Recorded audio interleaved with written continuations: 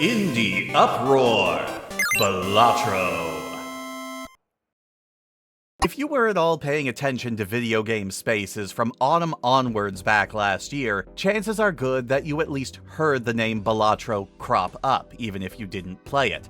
The game immediately went on to become one of the biggest surprise hits of the year, immediately becoming an addiction for many, even getting nominated for several awards during the Game Awards, for whatever that's worth. And not only is the game absolutely tiny in terms of its girth, but was built by a single developer who clearly has a passion for what he is doing. And what kind of game is it that got this sort of response? It is a roguelike deck builder. And yes, I'm aware we've had a lot of those over the past couple of years. Some would say too many, though others might say not enough. However, unlike many of its contemporaries, which wrap themselves in the settings of epic or dark fantasies, or the occasional sci-fi odyssey, Balatro has a theme that is at once very ordinary and yet wholly unique. It is based on regular playing cards and poker hands. There is no real story in Balatro. You're just a guy in a nondescript void playing poker hands to get enough chips to move on to the next ante.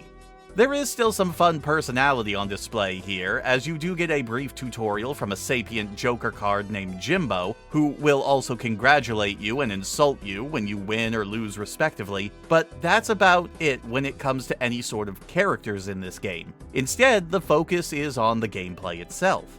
Like I said before, Balatro is all about playing poker hands with an, at the start, ordinary deck of playing cards. Each hand gives you a certain base amount of chips, and a multiplier to increase your score depending on how difficult the hand is to make. A single pair, for example, is worth a tiny amount compared to a straight or a full house. You can play these hands to accumulate a score in chips big enough to match or exceed the current target score, or blind, and then move on to the next one. But you only have a limited number of hands you can play, and if you can't match the score by the time you run out of hands, that's it, game over, back to the start with you. Your run is over. You do start with a certain amount of discards as well, which allows you to discard up to 5 cards at a time to see about getting a more favorable hand, but once those are gone, they're gone, and don't reset until the next blind.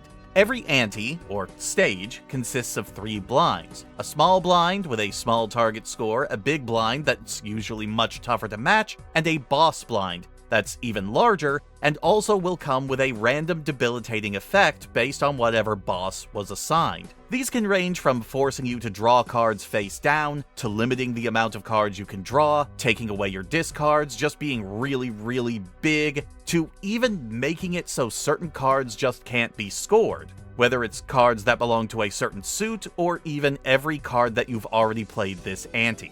Okay, so what's the big deal then? It's basically just playing one-player poker with arbitrary limiters. Well, what sort of deck builder would it be if you didn't, get to build or alter your deck? And that's where the rabbit hole begins. Well, you start out with a standard deck of 52 cards, your altering of the rules starts right from the beginning with what deck you choose. Depending on the color or pattern of the deck, it will give you a special starting benefit, with the most basic being something like an extra hand or an extra discard per round, but can quickly get a lot more interesting, like a deck without any face cards, a deck made entirely out of spades or hearts, or one that will give you money every ante, but limits your ability to earn interest on that money through saving up.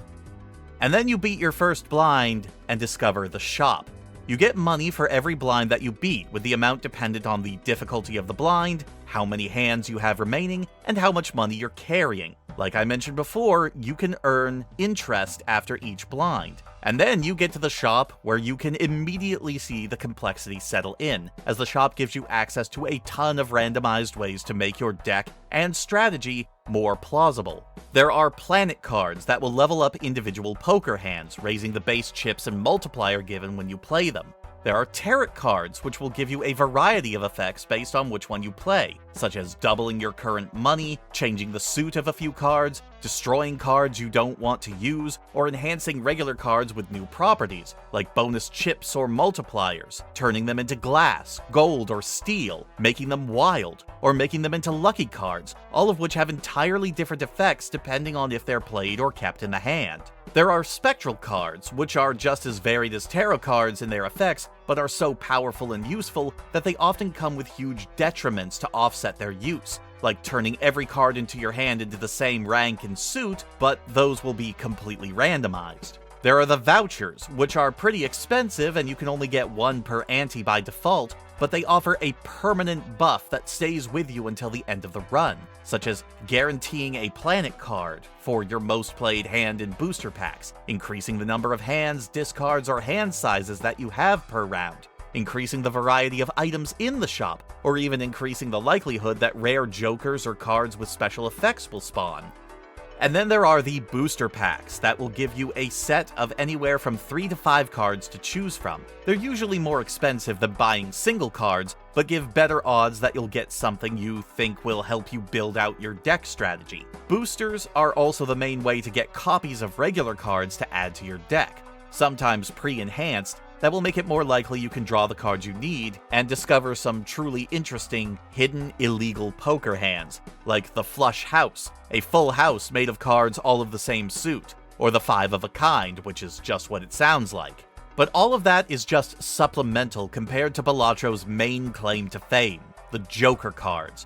There are about 150 of these things, and every Joker has a unique effect that can wildly change how you play. Like other cards, they can come in common, basic forms like giving you a flat amount of multiplier or chips when you play certain cards or hand types, but the deeper you go, the crazier they get. There's a Joker that will cause certain cards to re-trigger. There's a card that will multiply your score by 3 if you repeat a poker hand in the same round. There's a Joker that lets you re-roll the boss blind if you sell it. There's a Joker that will make red suits and black suits play as the same suit. There are Jokers that allow you to manipulate your score, your deck, your money, the shop, and the blinds themselves. And while you can only carry 5 of them at a time, unless you pick up negative Jokers, which will give you an extra Joker slot, the level of synergy you can get is crazy. And the right combination can make even basic hands like a pair or a 2-pair, or low-scoring ranks like 2s and 3s, incredibly valuable depending on the strategies involved. The game expects you to keep swapping these Jokers out. Even if you find something that works for you in the moment, you'll eventually get to the point where you really have to focus on specific strategies in order to keep up with the exponential growth of the target scores, especially if you get past the 8th ante and decide to go into endless mode, which is basically the only way to unlock some of the later unlockable Jokers in the game, where the requirements are really specific, like having over 30 enhanced cards in your deck, winning with a full hand of gold cards, discarding a royal flush, getting over 1 million chips in a single hand. This stuff gets wild. But it is all imminently doable. The game knows you have the ability to break it, utterly and completely, and it encourages you to do so. It wants you to keep playing and try again, and to not get discouraged if you get stonewalled. This is immediately apparent by the fact that even when you lose, you can just click the new run button right there from the game over screen, pick your deck and difficulty, and boom, you're right back into it for another try. There's no preamble, there's no waiting, you just grab it and go, and that is a great feeling. Now, while the gameplay is absolutely the star of the show, I would be remiss if I didn't praise the presentation, because this game is a masterclass in making something minimal work to the best of its ability. The cards are all rendered in pixel art that really stands out, especially if you have the colorblind or high contrast option turned on, and the pictures on the tarot and Joker cards are fantastic. Some of these are amazingly detailed and fun to see when you first discover them, and even after that, they're all so unique that it doesn't take long before you recognize these cards by look alone every time you come across them. The layout of the user interface is also incredibly nice to look at, and makes figuring out what you're staring at really damn easy. That might seem like a weird thing to praise, but you'd be surprised how easy it is to mess up a user interface, and it's something that only really gets brought up when it's done poorly. But LocalThunk, the developer of this game, put some really good thought into how the looks of this game should make it easy to navigate and tell at a glance what is going on. Even the ever-changing void that makes up the game's only background, you'd think would be a distraction, and yet it never feels intrusive at all. It actually creates a real chill vibe as you play the game, keeping this from reaching the same pulse-pounding feelings of other deck builders, but I think that's to the game's advantage. But if you need an example of just how chill this game can get, just listen to the music. It's a single composition with about 5 different variations depending on the situation, but the composition itself is just so good. It's mellow, it's simple without being annoying, and it creates the perfect atmosphere for this game. I don't think I'm saying much that other people haven't already said. This game is not only fun, but also incredibly addictive in the best way, giving you that quick burst of just one more game dopamine that makes you feel amazing without having to invest any real money beyond the cost of the game into it. If you haven't played it already, I highly urge you to do so. It has basically become my favorite time waster game. And as someone who wastes a lot of time playing deck builders, I think that's some of the highest praise I can give it.